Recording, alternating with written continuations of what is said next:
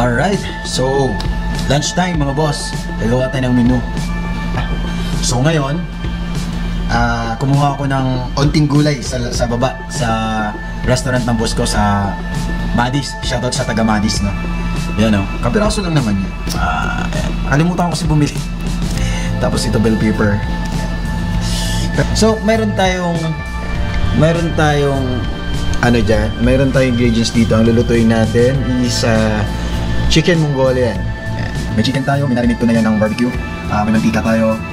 Ito, green beans, funny beans. Nilagyan ko na rin ng mushroom, tapos garlic. At ito, sibuyas daon, bell pepper, sa pangulay na repolyo and carrots. And of course, papalasa natin barbecue sauce na marinated. Okay, isa na natin yung konting mantika. Samahan natin ang konting sesame oil. Sesame oil yan, Tapos next na natin itong bawang. Chicken. Bawang. Simmer lang natin konti para gusto natin maluto talaga siya. Pero kumain namin sila. So next na natin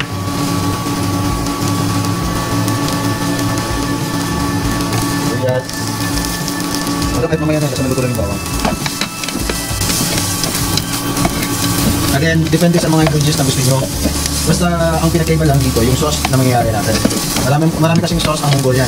Like teriyaki sauce, oyster sauce, parang garlic sauce, bulgogi.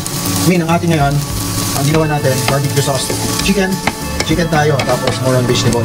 Pero mas maganda pag marami kang gulay para, alam mo yun, yung ramdam mo yung sarap.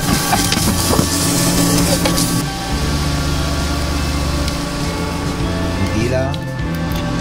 Tapos add natin yung sesame oil ulit. Alright.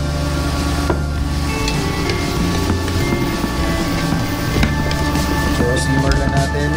Ang gusto natin mangyari, maluto naman karne. Lagay na natin yung karne. Ayan.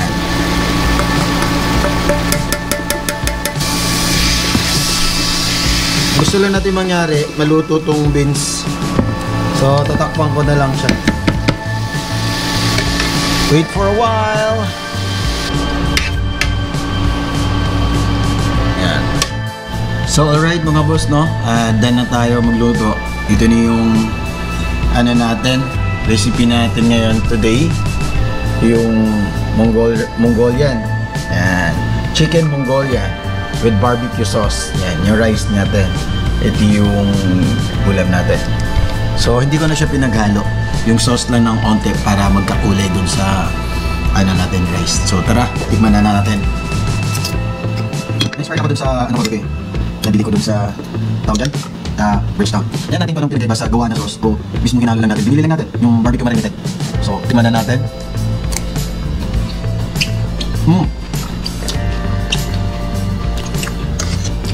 Ayun. Barbecue.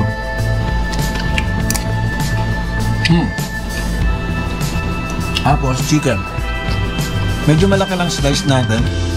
Nakala ko sa'yo maliit na siya, pero nung naluto, lumaki. At tingnan natin.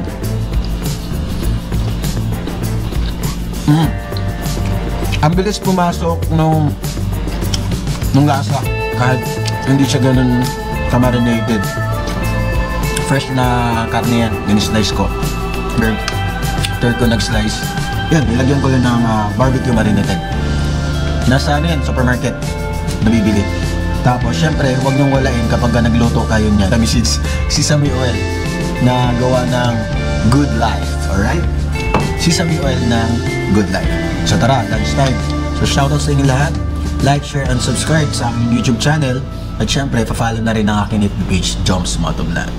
See you once again. Thank you so much. Bye-bye. Lalo.